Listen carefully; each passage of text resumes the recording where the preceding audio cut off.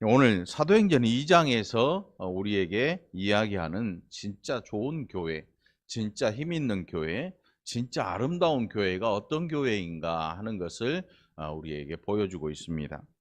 짧은 본문이지만 이 안에는 아주 강력한 또 하나님의 임재, 그리고 성도들의 순종과 모두가 하나 되어서 주를 섬기는 그 같은 마음, 그것을 우리에게 보여주고 있는데, 이 시대의 모든 교회들이 추구하는 교회가 어떤 교회냐 하면 이 당시에 교회가 시작하던 초대교회를 꿈꾸는 것입니다. 가장 뜨거웠고 가장 성도들의 사랑이 하나가 되었고 가장 순종함이 많았고 또 가장 하나님의 영광이 컸던 그 시대의 교회로 돌아가는 것, 이것이 모든 현대 교회들의 꿈이라는 사실입니다. 그래서 오늘 이 본문의 제목이 뭐냐면 한마음으로요. 한마음으로. 뭐 한마음 교회도 있고 뭐 한마음이라고 하는 회사도 있고 뭐 많지만, 그러나 교회 성도들이 이 한 마음을 잃어버리는 순간 교회는 굉장히 힘들어질 거라는 사실을 우리는 기억해야 될 필요가 있습니다. 이 사도행전 2장에 보면 베드로의 오순절 설교가 나옵니다.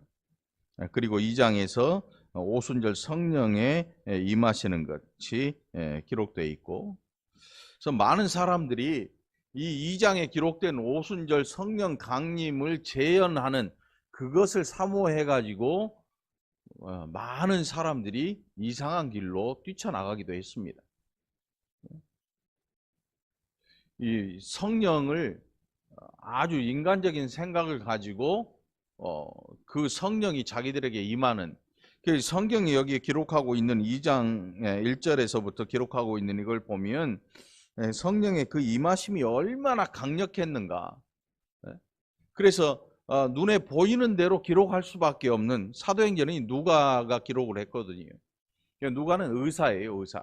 그러니까 그는 아주 세하게 그리고 자세히 그렇게 기록을 합니다. 누가가 기록한 누가복음과 사도행전을 보면 그 내용이 굉장히 자세하게 기록된 것을 우리가 볼 수 있는데, 때로 우리는 성경에서 성경이 이렇게 말씀하시니까 우리는 여기까지 이해하고 여기서 멈춰야 되는구나 하는 것을 늘 기억해야 되는데, 그렇지 않고 여기서 넘어서 버리려는 시도를 하는 사람들은 늘 성경 밖으로 튕겨져 나가버렸습니다.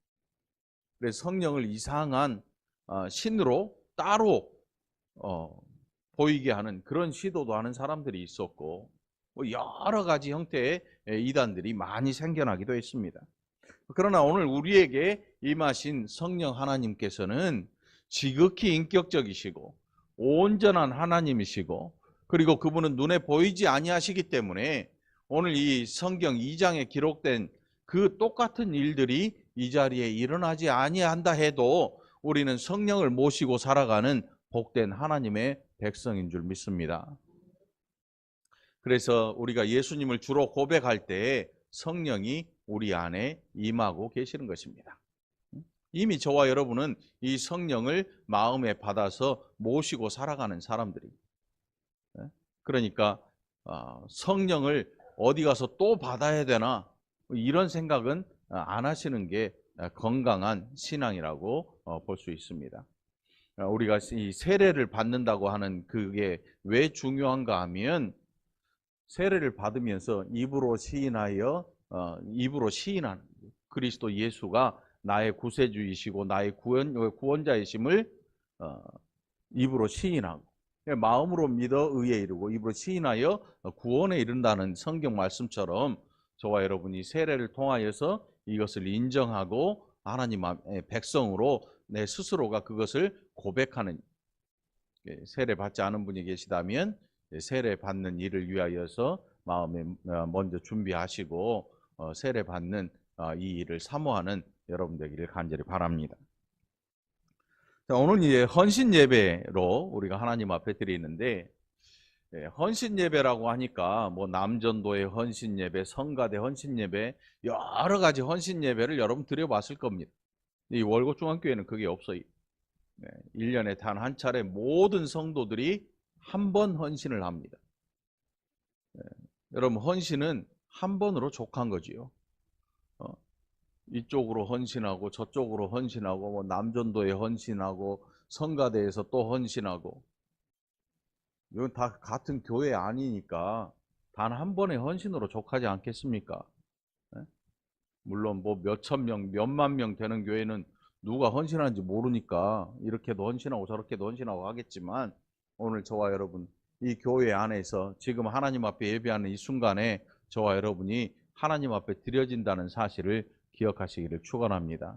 그래서 2019년 한 해는 저와 여러분 이 시간에 하나님 앞에 드려진 존재로 이 한 해를 시작하는 것, 이것이 저와 여러분에게 큰 은혜요 복인 줄 믿습니다. 자, 이제 말씀을 저 뒤로 가서 살펴봅니다. 42절에 보니까 그들이 사도의 가르침을 받아 서로 교제하고 떡을 떼며 오로지 기도하기를 힘썼다. 오순절 이 베드로의 설교를 듣고 사람들의 마음을 성령께서 움직이시고, 그리고 그 베드로의 설교를 들었던 사람들이 오늘 이 본문 바로 앞에 보면 41절에 보면 그 말을 받은 사람들은 세례를 받음에 이 날에 신도의 수가 3,000이나 더하더라. 여러분, 이 시대에도 3,000명 교인이면 엄청난 규모지요. 그런데 사도 베드로가 설교했던 당시에 인구 밀도나 이런 것들로 봐서 3,000명이 더해졌다는 이 내용은 실로 엄청난 것입니다. 그래서 이 3,000이나 더하더라. 3,000이나 더하더라. 이게 엄청난 폭발적인 부흥이 일어났습니다. 네, 여러분, 이 시대가 지금 어떤 시대냐 하면 아주 긴박하다고 보면 돼요. 긴박하다. 아주 긴박한.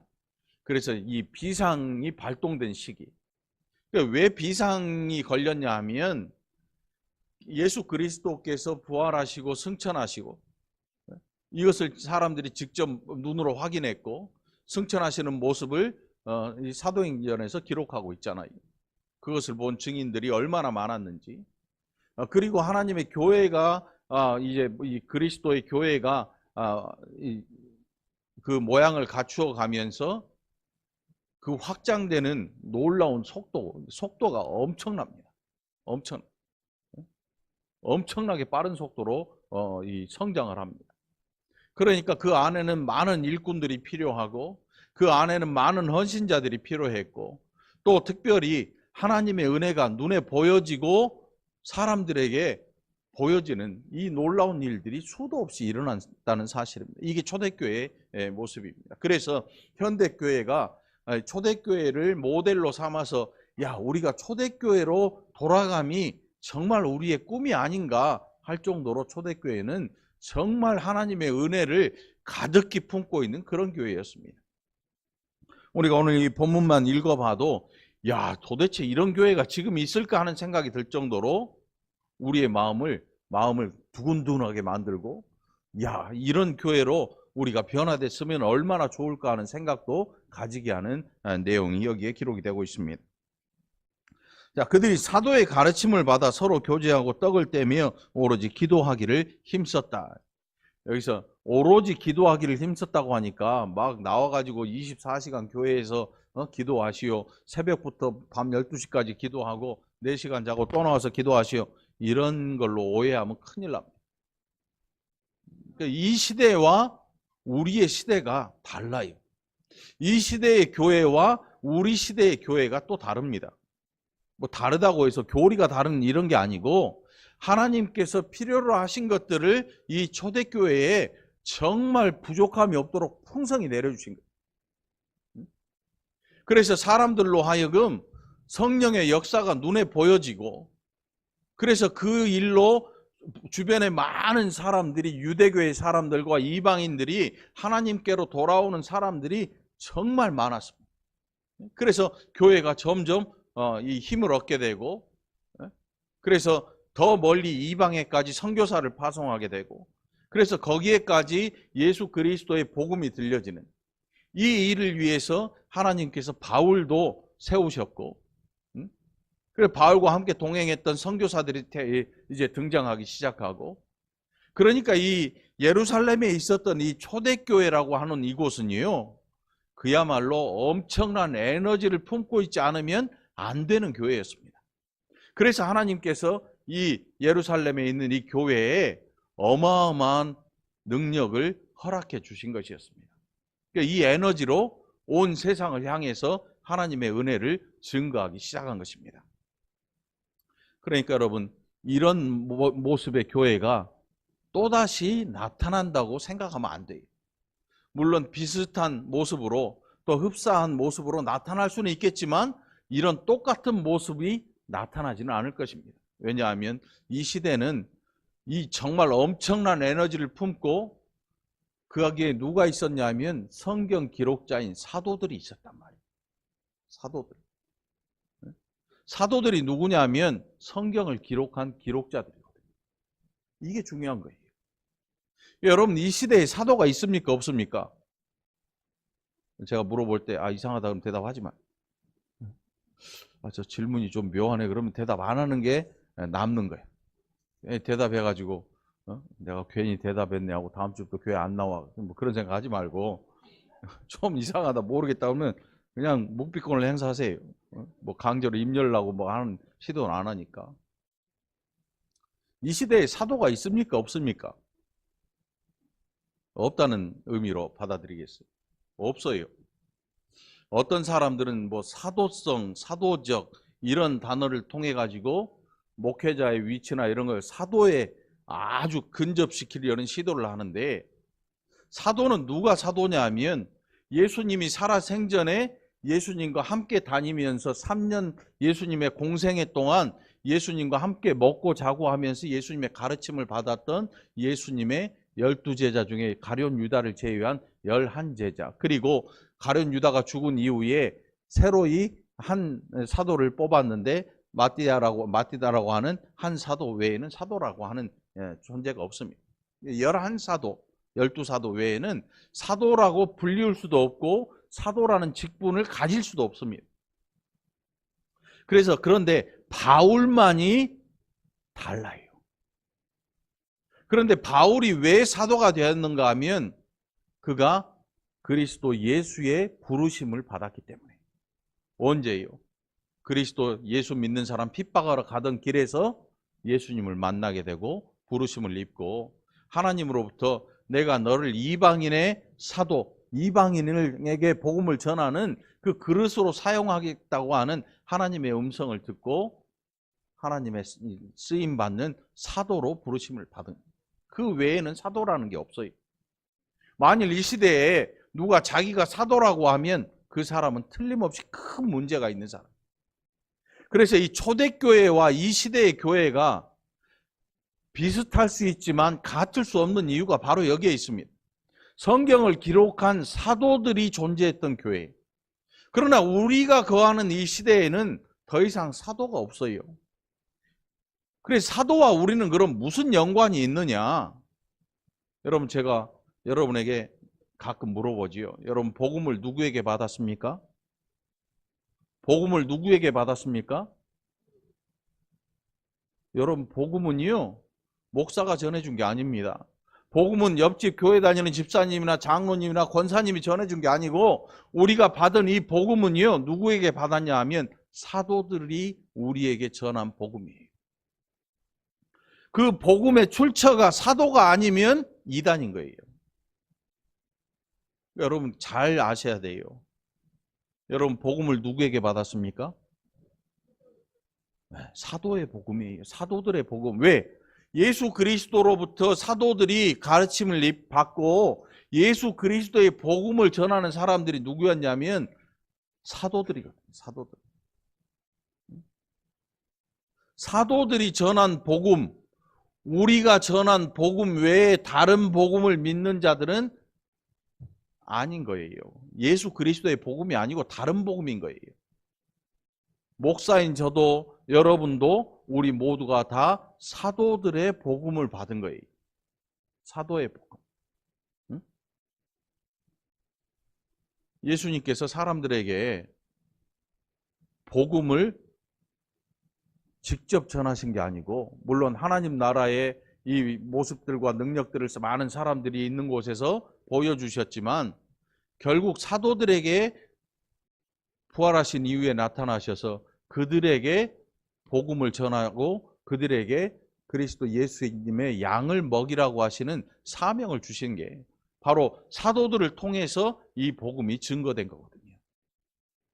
그래서 신약에 보면 마태복음, 마가복음, 누가복음, 요한복음이 복음서로 기록된 이유가 바로 이 복음을 기록한 사람들이 사도들.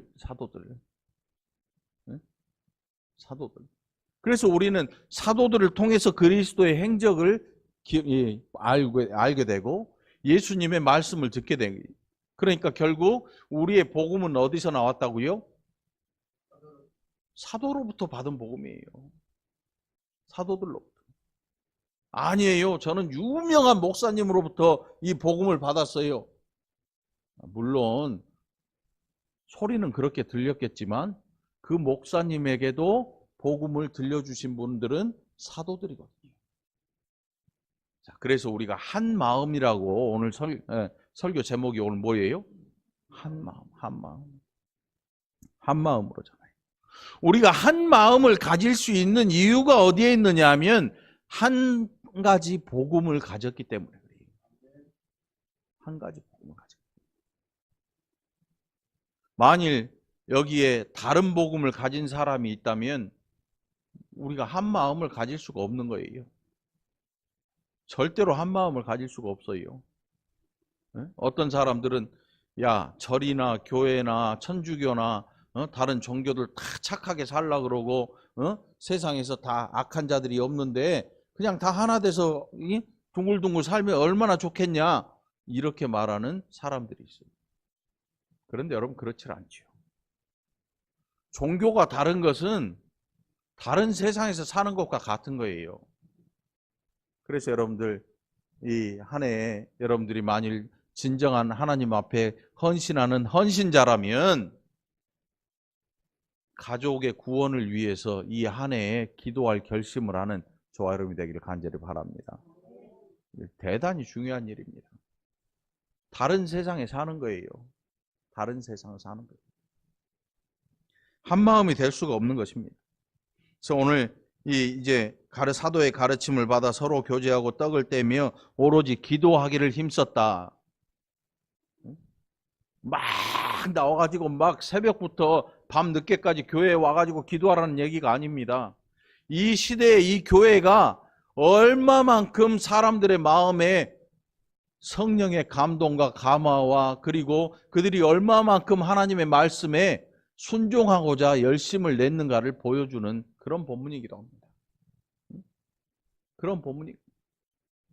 그리고 오늘 43절로부터 이제 46절까지 보면 믿는 사람이 거기에 보면 사도들로 말미암아 기사와 표적이 많이 나타났다. 그리고 믿는 사람이 다 함께 해서 모든 물건을 서로 통용했고 재산과 소유를 팔아 각 사람의 필요를 따라 나눠주었고, 여기까지 이걸 이용해 가지고 사람들을 미혹하는 사람들이 있습니다. 야, 예수 잘 믿으니까 재산 팔아가지고 와, 우리가 저 산 위에 뭔가를 짓고 거기서 우리가 은혜를 받고 살자, 이렇게 말하는 사람도 있어요. 나쁜 사람들이. 따라가면 안 돼요. 오늘 이 본문은 이 당시에 이 교회 안에 이 지금 그 현장에 있는 성도들이 그 마음에 견딜 수 없는 은혜가 막 터져 나오는 겁니다, 여러분. 막 터져 나와요. 그러니까 가지고 있는 물질이나 이게 전혀 중요하게 보이지 않아요.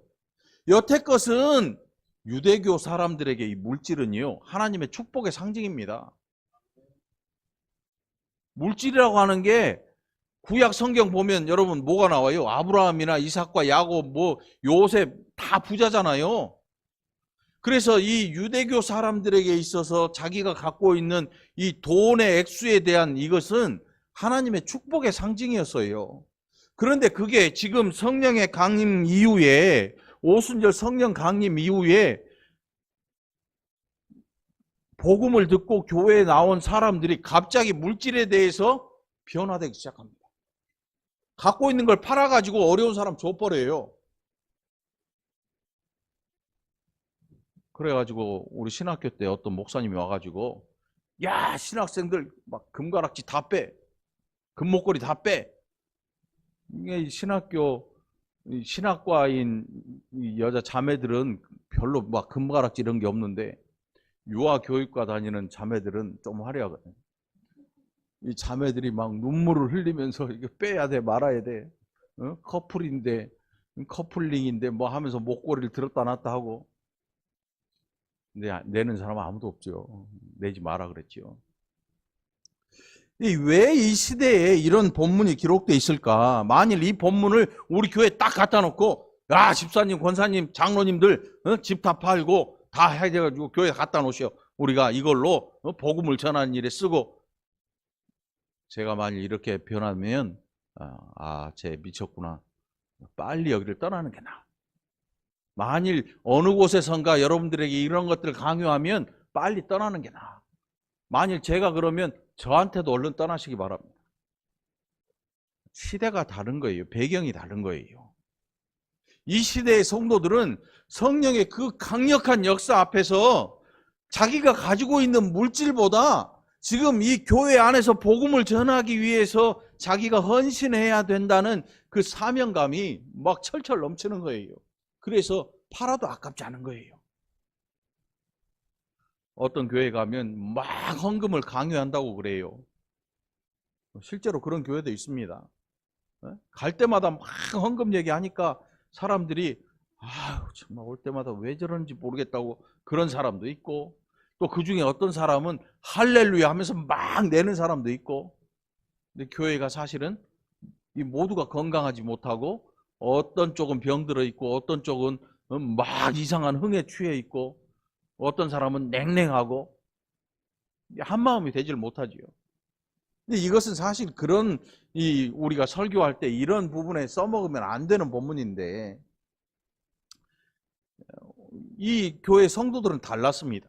그 시대의 성령의 역사나 사도들을 통해 이적과 기사가 나타나고 표적들이 나타나니까 정말 하나님 나라가 우리의 눈앞에 있구나. 이 나라를 위해서 내가 헌신하지 않으면 안 되겠구나 하면서 다 팔아버리고 다 드릴 수 있었던 거죠. 오늘 이 시대의 교회는 그렇지 않습니다. 이 시대의 교회는 그렇지 않아요. 여러분 용광로 있잖아요. 용광로 불 뜨거워요, 안 뜨거워요? 예? 예, 온도를 알려면 손가락 넣어보면 돼요. 용광로 막 쇳물이 끓고 있을 때 온도가 맞나 침 말라가지고 한번 넣었다 꺼내면 돼요. 예? 이런 사람 없죠. 이 초대교회를 마치 용광로에 비해서 생각하면 돼요. 그 용광로의 쇳물은요 계속 끓이는 게 아니고 나중에 들어 부어요. 그냥 끓여가지고 이거를 스프 만들어 먹는 게 아니잖아요. 국 떠먹으려고 만든 게 아니잖아요. 이걸 들어 붓지 않으면 나중에 다 튀어 올라 버려요. 온도가 너무 높으면 쇳물이 막 튕겨져 올라와요. 무시무시합니다. 하나님께서 바로 이 교회를 이렇게 쓰시는 거예요.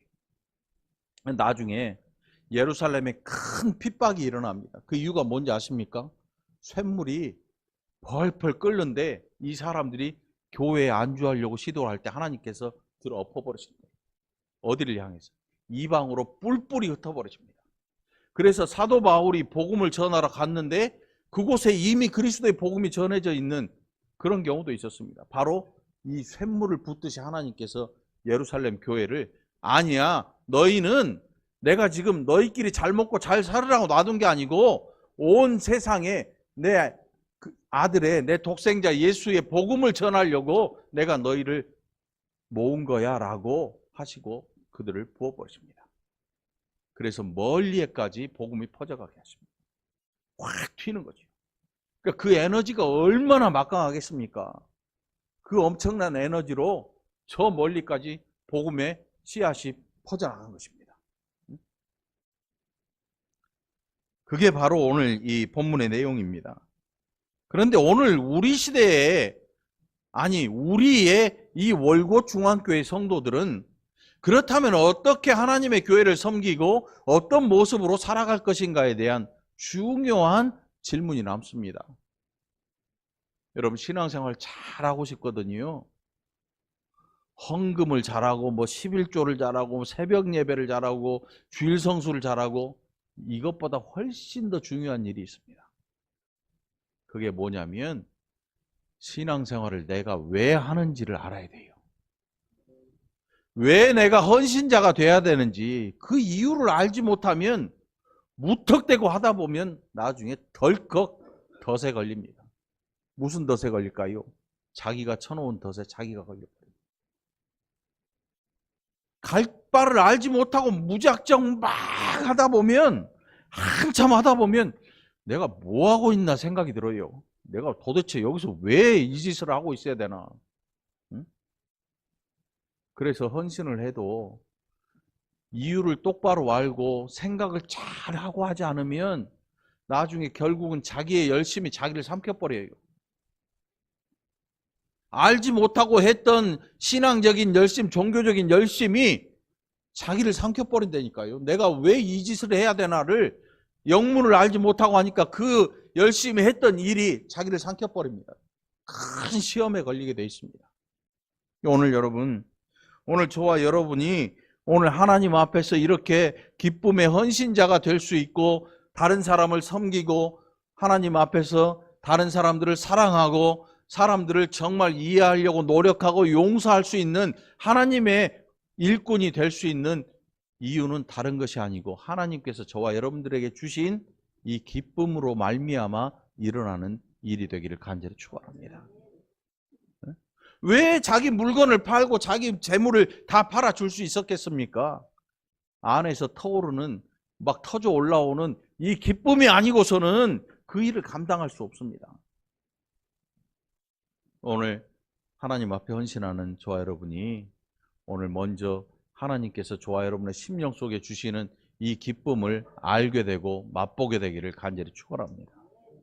신앙생활은요, 우리가 껍데기로는 덤덤해 보이고 점잖아 보이지만 우리 안에서는 늘 하나님의 성령께서 역사하고 계십니다. 이 역사에 순종하는 자는 기쁨을 알게 될 것입니다. 이 음성에 귀를 기울인 자는 하나님이 원하시는 길을 알고 찾아가게 될 것입니다. 순종하고 나아가게 될 것입니다. 알지 못하는 사람은 방황하고 있는 것입니다. 오늘 이제 46절에 보니까 날마다 마음을 같이하여 성전에 모이기를 힘쓰고, 교회 많이 모이는 게 아니고 성전에 모일 때 정말 사모하는 마음으로 모이는 것입니다. 이 당시에는 우리나라 60년대 70년대만 해도 이 직장에서 우리 동네 마을 장례식 갑니다 그러면 직장에서 봐주잖아요. 요즘 청년들은 이해를 못하지요. 우리 고장로님, 박장로님 어렸을 때 아니면 청년 때 웬만한 회사는요, 나 여기 저 동네 친척 장례 나가지고 나 거기 갔다 올게 하고 갔다 올 수 있어요. 사장님한테 얘기해도 아 그래? 갔다 오게나? 이 정도 돼요. 요즘은 어때요? 푹 쉬게. 내일부터 안 나와도 되네. 못 나가요. 시대가 달라요. 이 사람들이 교회에 와서 정말 뜨겁게 기도하고, 농경사회, 목축사회니까 맡겨놓고 올 수도 있어요. 이 시대에 이거 다 이 사람들 따라서 해버리면 어떻게 돼요? 우리 다 백수 돼요. 우리 다 백수 돼버려요.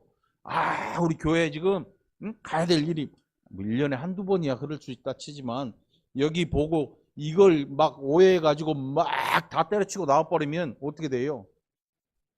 다 백수 돼요. 세상에서 격리된단 말이죠. 성도들은 세상에서 격리가 되면 안 돼요. 어떻게 해서든 저 세상 속에 들어가서 내가 복음의 씨앗 역할을 해야 되거든요. 그게 우리거든요. 그래서 날마다 마음을 같이하여 성전에 모이기를 힘쓴다. 여러분들 주일 예배 사모하시기 바랍니다. 이 날 우리가 모일 수 있는 날이잖아요. 이 날 모든 성도들이 약속한 날 주일 아닙니까? 주일 예배. 적어도 이 날만큼은 우리가 다 모여서 함께 예배하고 함께 즐거워하고 우리의 상한 심령을 치료받고 우리의 넘어진 이 상처 입은 이 육신도 하나님 앞에 치료를 구하기도 하고 부족했던 모든 것들 하나님 앞에서 다시금 회복되어서 세상 속으로 다시 나아가는 이 시간이 바로 우리가 모이는 예배 시간 아니겠습니까? 이 날을 사모하시기를 바랍니다. 집에서 떡을 떼며 기쁨과 순전한 마음으로 음식을 먹고 여기는 우리가 잘하고 있는 것 같아요. 우리 교회만큼 잘 먹는 데 있으면 나와보라 그래요. 제가 가본 교회들이요, 뭐 2,000명, 5,000명 되는 교회 갔더니 정말 식권 한 장 1,000원 사갖고 먹는데 못 먹겠더라고. 맛이 없어. 일단은 그냥 먹는 거지. 우리 교회 와가지고 밥 맛없다는 분 본 적이 없고. 우리 사랑자매 조심해야 돼. 날씬해서 들어왔는데 나갈 때는요, 그게 주일날만 한 끼 먹는데도 희한하게 살이 쪄요. 응? 살도 이쁘게 쪄, 토실토실하게 쪄가지고 응? 나중에 안 빠져. 이게 매주일 먹으면. 사랑자매 살 쪄도 원망은 하지 마. 응? 알았죠? 신랑 섹시 살찐다고 나를 원망하면 안 돼. 아무튼 여러분, 우리가 이 기쁘게 교회 안에서 함께 먹고 함께 기쁨을 나눈다고 하는 게 대단히 중요한 일입니다. 식구가 뭐예요? 식구. 한솥밥을 먹고 한 상에 둘러 앉아 있는 거잖아요. 그러니까 여러분, 가급적이면 교회에서 좀 같이 밥 먹고 가요. 뭐 발목 잡으려고 밥 먹자는 거 아니고, 우리가 밥 먹으면서 서로 정이 들어. 인간적인 정도 교회에 필요한 거예요, 여러분. 그런데 이 인간적인 정이 우리의 신앙을 움직이면 안 되지요. 신앙이 우리로 더욱더 정들게 만들어주는 거지요. 그런데 여기에 보니까 마음을 같이하여 성전에 모이기를 힘쓰고 마음을 같이 했다는 거예요. 마음을 같이 했다. 여기 마음을 같이 한다는 게 뭘로 마음을 같이 했을까요? 저는 저와 여러분이 또 여러분과 여러분의 마음을 하나로 만들어주는 같이 하는 이 일이 바로 성령께서 일으키시는 역사임을 믿으시기 바랍니다. 성령을 통해서 저와 여러분이 하나 되기를 간절히 축원합니다. 어떤 사람들은 돈으로 하나가 됩니다. 개 있잖아요, 개. 개도 하고 개로 하나가 되고. 근데 그 개주가 튀어버리면 박살 나죠. 우리나라에 개주 튄 분들이 많아요. 그래서 개주인가 봐. 달리기를 개주라고 그러잖아요. 바톤 이어받기. 여기 혹시 또 개주 계신지 모르겠지만 웬만하면 개주 하면 안 돼. 튀면 안 돼. 고생해서 번 돈인데 그 몇 푼 벌어보려고 하는데 튀지 말고 그냥 돌려주. 뭐 여기 우리 교회는 없겠지. 개로 하나 되고 또 금반지개로 하나 되고 친목으로 하나 되고. 친목단체 있잖아요. 또 고향 출신으로 하나 되고. 여기 보니까 4층 모퉁이에 보면 뭐 있어요? 호남 향후회라고. 혹시 제가 이 호남 출신이기 때문에 저를 보고 오셨다면 안 돼. 그런 거 없어야 돼. 그런 거 하면 안 돼. 고장로님, 저 호남 같은 호남이어도 호남이기 때문에 좋아하시면 안 돼요. 네. 박장로님, 경남이죠. 영남이잖아. 이렇게 만나야지. 저렇게도 만나고, 충청도도 만나고, 강원도 한번 손 들어보세요. 와, 많네. 평창댁, 근덕댁, 또 충청도. 와, 많네. 그러면 경상도. 많네. 또 뭐가 있어? 경기도. 또, 또 뭐 있지? 전라도 했잖아. 전라도 안 했나? 에? 전라도. 몇 명 없네. 내려봐. 이게 건강한 교회 모습이에요. 에? 우리 목사님은 나랑 같은 고향이니까 내가 좋아. 그러면 안 돼. 에? 아, 우리 목사님은 호남이고 나는 영남인데 설교하는 게 영 호남이야. 그래도 안 돼. 설교하는 목사가 그래서도 안 되고, 이 교회를 좋아하는 이유가 그거에서도 안 돼. 한 마음을 갖는다. 이 뭔 한 마음이겠어요? 예수 그리스도로 하나로 모여야 돼요. 오늘 저와 여러분의 복음이 바로 그리스도의 복음입니다. 예수로 말미암은 예수님 믿는 복음이에요. 이 복음으로 하나 되면 모이는 것도 즐겁고 기쁘고, 이 복음이 우리에게 온 이 이유를 알게 되면 그때부터 우리의 마음이 달라지기 시작하는 거예요. 왜 용서하지 못하겠습니까? 알지 못하기 때문에 용서하지 못하는 것입니다. 내가 얼마나 하나님께서 큰 은혜를 베푸셔서 얼마나 큰 죄를 용서해 줬는지를 알지 못하니까 다른 사람을 용서하지 못하는 것입니다. 오늘 이제 이 본문 속에 보면 하나님을 찬미하며 또 온 백성에게 칭송을 받았다. 교회 안에서는 서로 다 칭찬합니다. 권사님 너무 잘하시네요. 이뻐요. 좋아요. 응? 서로 다 얼마나 잘해줘요. 우리끼리니까 다 잘해줘요. 웬만하면 저도 이쁘다고 해줘요. 다. 아, 진짜 이쁜 거야. 여태까지 했던 건 다 이쁘다. 아, 저 목사님 저랬었나? 나 안 이쁜데도 이쁘다 그런 거야? 이런 생각 하지만 사실 다 이쁘지요. 다 얼마나 이뻐요. 응? 그런데 우리끼리 거기서 끝나버리면 안 돼요. 중요한 게 있어요. 이 교회 안에 우리가 모여서 뭘 해요? 마음속에 하나님께서 공급하시는 힘을 받아요. 뭐 기를 받는 거 이런 거 아니고 성령의 음성을 듣고 우리가 야 이게 우리가 잘못 살아왔구나 하고 죄를 던져버리고 하나님이 주시는 새로운 은혜를 우리의 심령에 담아서 세상 속으로 또 나가거든요. 나가서 어떤 일을 해야 됩니까? 칭찬받을 일을 해야 돼요. 저는 어느 교회들 보면 막 전도 왕상을 줘요. 냉장고 주고 막 세탁기 주고. 뭔 상이냐면 사람 많이 데리고 온 상이야. 네? 그런데 그거는 사람이 줄 상이 아니에요. 정말 죽어가는 영혼들을 하나님으로 앞으로 인도하면 그 사람은 하나님이 상을 주실 사람이지 목사님이 앞으로 나오라고 하지 냉장고 막 사주고 차 사주고 차는 안 사주구나. 막 세탁기 싸주고 막 쌀 사주고 이런 상 받을 일이 아니라고. 전도는 상 받을 사람한테 상 받을 일이 아니고 하나님한테 받을 일이거든요. 만약에 사람을 상을 줘버렸으면 그걸로 끝난 거지. 하늘상은 없는 거지. 저와 여러분이 나가서 사람들로부터 칭찬받을 그런 존재가 돼야 돼요. 오늘부터 여러분들이 살고 있는 집과 그리고 직장과 여러분의 또 만나는 모든 사람들에게 칭찬받기 위해서 노력하는 사람들이 되기를 축원합니다. 이거는요, 잠시 칭찬 얻으려고 막 하기 싫은 거 억지로 하고 참기 싫은 거 억지로 참는 그래가지고는 칭찬 못 받아요. 사람들이 뭐라고 할까요? 한두 번 참는 건 가능하잖아요, 우리가 억지로. 근데 3, 4번이라는 게 있잖아. 3, 4번. 3번은 딱 못 참고 돌아서 하란 말이야. 야, 내가 물로 보이냐? 딱 나오잖아요. 응? 내가 참아주니까 물로 보여?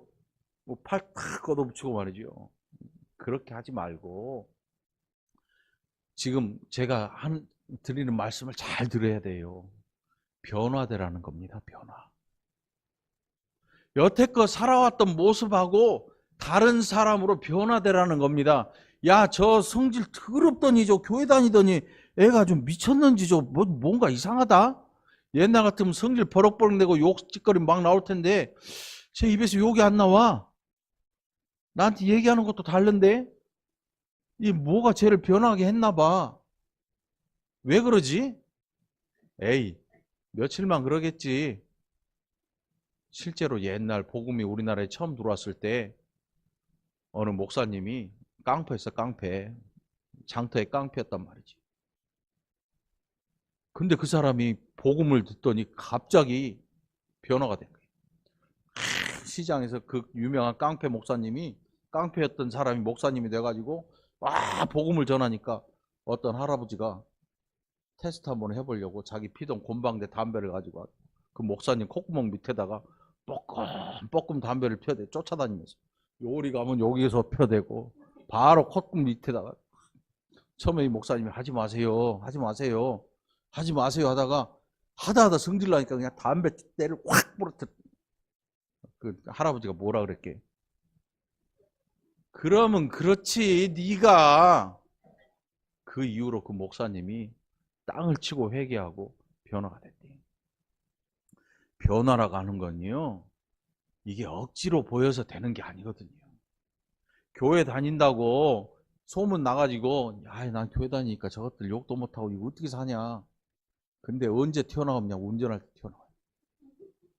참. 진짜요. 운전할 때 우리 안에 있는 게 나도 모르게 우락하고 쏟아져 버려요. 이것까지도 변화시키려고 노력을 해야 돼. 그리고 기도해야죠.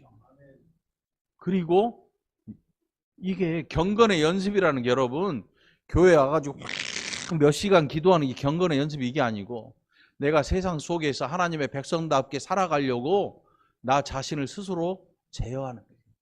성령께서 하시는 음성을 듣고 나 자신을 스스로 변화시키기 위해서 나를 제어하는 거예요. 우리는 자꾸 다른 사람을 억하려고 그래요. 소나 말처럼 곱비 껴가지고 이 소를 끌고 다니고 말을 끌고 다니잖아요. 다른 사람을 자꾸 하려고 들어. 그러니까 자기는 절대 변화가 안 되는 거야. 상대방도 말을 안 듣죠. 응? 나한테 곱비를 끼고 내가 이 곱비를 잡고 있어야 돼요. 하나님 앞에 이 곱비를 맡겨야죠. 하나님, 제가 곁길 가든 확 잡아 당겨주세요. 정신 번쩍 들게 해주세요. 귀를 기울일 줄 알아야 되죠. 바로 여기에서 우리가 47절에 46절과 7절에 이 놀라운 아름다운 교회의 모습을 만들어가는 것입니다. 저는 여러분들이 이 본문을 잘 기억하고 이 한 해에 하나님 앞에 아름답게 헌신하는 헌신자가 되기를 그리스도 예수의 이름으로 간절히 축원합니다. 기도합시다. 하나님 아버지, 감사합니다. 눈에 보이는 것 때문에 순종하는 척, 참는 척, 용서하는 척 하는 자들이 되지 아니하고, 용서하지 못해서 몸부림치고, 인내하기 위해서 몸부림치고, 세상에서 칭찬받기 위해서 나의 변화를 위해서 몸부림치는 하나님의 헌신자들 되게 하여 주시옵소서. 변화되는 인격을 가지고 세상 속에 나아가서 하나님의 백성답게 살게 하여 주시옵소서. 감사드리옵고 예수님 이름으로 간절히 기도합나이다. 아멘.